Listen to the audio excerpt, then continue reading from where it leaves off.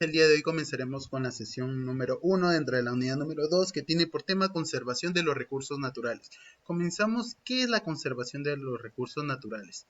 Se reconoce que los recursos naturales son patrimonio común de las generaciones presentes y futuras y que deben de ser utilizados respetando el equilibrio natural existente. Reconoce que el hombre introduce continuos cambios en su medio ambiente. ¿Esto qué quiere decir? Que puede traer consecuencias perjudiciales que deben ser contrarrestadas y corregidas. Se basa en que los recursos naturales, tanto agotables como renovables, son la base de la existencia del hombre y por lo tanto deben de ser aprovechados en la forma que aseguren la vida del hombre en el presente y en el futuro.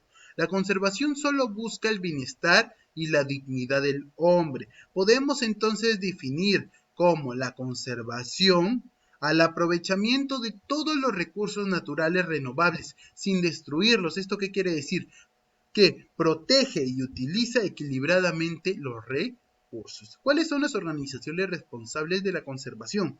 Tenemos a tres: el Instituto del Mar del Perú, que racionaliza la explotación de recursos hidrobiológicos, y también tenemos la Oficina Nacional de Evaluación de Recursos Naturales. Además, contando por último, al Ministerio de Agricultura y Alimentación, que norma, utiliza una política de conservación por parte del Estado y crea las unidades de conservación de áreas naturales del Perú.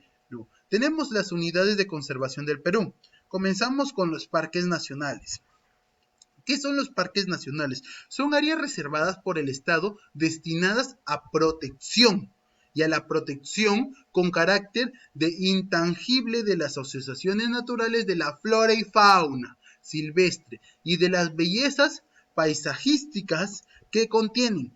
Queda, por tanto, prohibido utilizar directamente los recursos naturales de esas áreas. La razón por la cual se establecen estas áreas es para conservar zonas donde la naturaleza sea inalterada, como un ejemplo de lo que fue el paisaje peruano desde antes de la intervención humana. Estos parques son controlados por personal especialmente adiestrados a fin de evitar cualquier acto de intervención destructiva por parte del hombre, los previenen. Desde el punto de vista económico, parte de ella está abierta al turismo y a la investigación. Entre ellos tenemos diferentes parques, por ejemplo, el Parque Nacional de Cutervo, que fue establecido en 1961 en la provincia de Cutervo, departamento de Cajamarca, que tiene una superficie de 24.000 hectáreas y conserva bosques relictos de altura con flora y fauna característica. Contiene hermosas cuevas con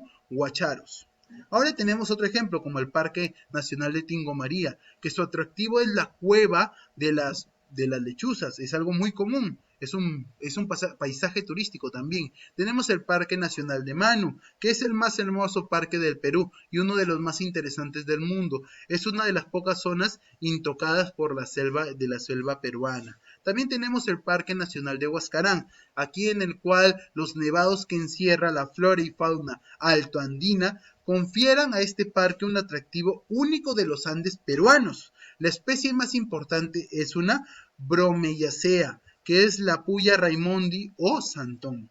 Continuamos con otro parque nacional conocido como el Parque Nacional de Carros de Amotape, que conserva bosques relictos del noroeste peruano, fauna excepcional, entre ellas varias especies en extinción, como el cocodrilo americano, el tapir de altura, la pava aliblanca, etc.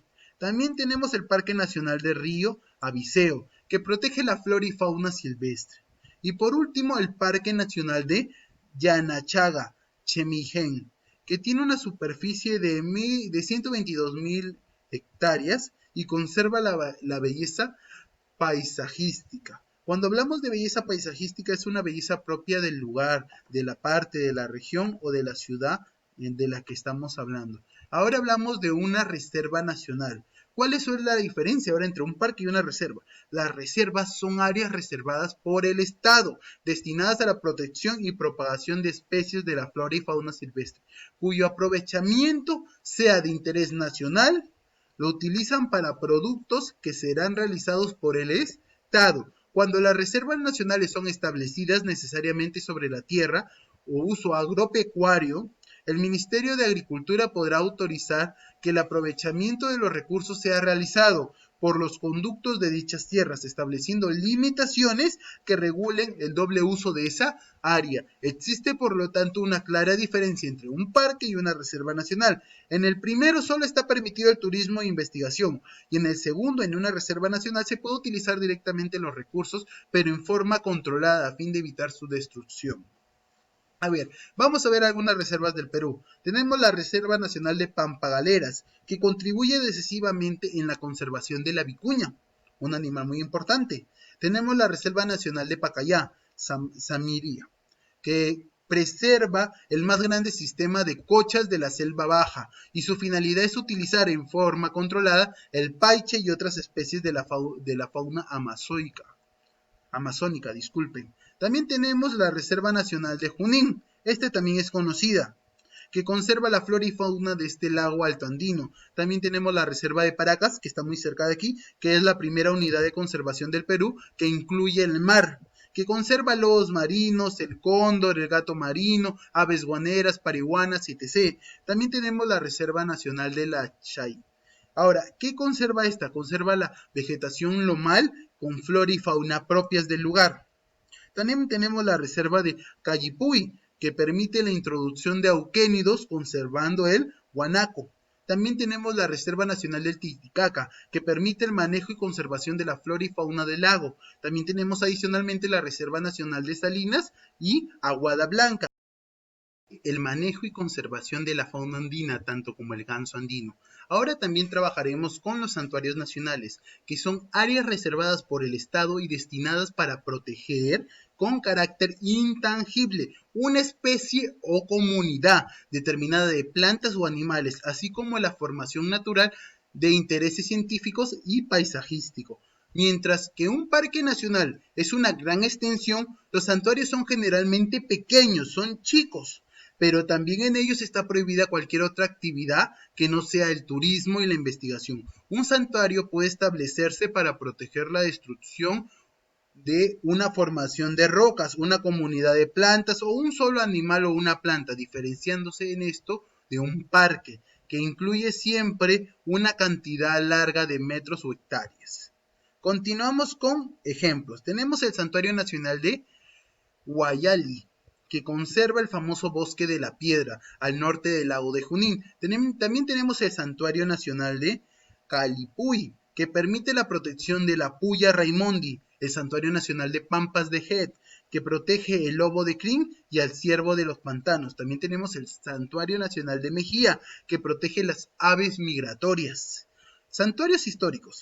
Dentro de los santuarios históricos son áreas reservadas por el Estado, destinadas a proteger con carácter intangible los escenarios naturales en que se van a desarrollar acontecimientos gloriosos de la historia nacional. Un lugar histórico puede ser un campo de batalla, una ruina arqueológica, por ejemplo, o cualquier otro lugar histórico. En el Perú se han establecido 3 santuarios históricos sobre una superficie de 35.392 hectáreas. Por ejemplo, tenemos aquí el santuario histórico de Chacamarca, establecido en un lugar histórico de la batalla de Junín. Es el primer santuario histórico del Perú. Recuerden que fue establecido en 1974 en el lugar histórico de la batalla de Junín. Continuamos con el santuario histórico de Pampas de Ayacucho, que tiene una superficie de 300 hectáreas, situada en el histórico lugar de la batalla de Ayacucho. Y también tenemos el santuario histórico de Machu Picchu, que permite la protección al paisaje de la famosa ciudadela inca. Continuamos de manera recesiva con la fauna. Son especies, dentro de estos recursos naturales tenemos incluido la fauna, especies extinguidas o en peligro de extinción en el Perú. Tenemos especies extinguidas desaparecidas para siempre. En mamíferos tenemos el chinchilla real o el mono de cola amarilla. En aves tenemos a la pava de Tumbes. Esta es una pequeña recolección que he hecho de datos peruanos. También tenemos especies vulnerables que son sometidas a una intensa persecución y cacería dentro del territorio peruano, como tenemos por ejemplo el armadillo gigante, la nutria, la vicuña, las ballenas, el oso hormiguero, el oso de anteojos. Ahora, dentro de las aves tenemos un amplio más. También tenemos el ñandú, la arpía, el cóndor, el gallito de las rocas. Dentro de los reptiles tenemos la anaconda, la boa, el lagarto, el blanco, la tortuga marina, la charapá, la taricaya. Ahora, dentro de los peces tenemos al paiche, el suche y dentro de los anfibios la rana de Junín. Y así tenemos una lista que les he dejado complementaria de especies en extinción o amenazadas, también especies raras. Ahora, dentro al final, en la flora, que es donde me quiero concentrar, en la flora tenemos floras raras que vendrían a ser el palo rosa, el ojel, la leche de caspi, la queñosa, el quisguar y la casia orquídea y la puya. Amenazadas de extinción tenemos al cedro, caoba, palmas, ocas, lupino, algodón, tara, la papa, algunas especies como la amarilla. Ahora tenemos extinguidas, tenemos a papa unas 90 especies casi. En tomates algunas especies y en ají algunas especies. Bueno chicos, eso ha sido toda la clase por hoy. A continuación van a tener que realizar un resumen sobre el video que han visto el día de hoy o que han escuchado y van a tener que resolver las siguientes preguntas que estoy dejando anexando en la actividad. Son estas pocas. Así que suerte y nos volvemos a encontrar. Hasta luego.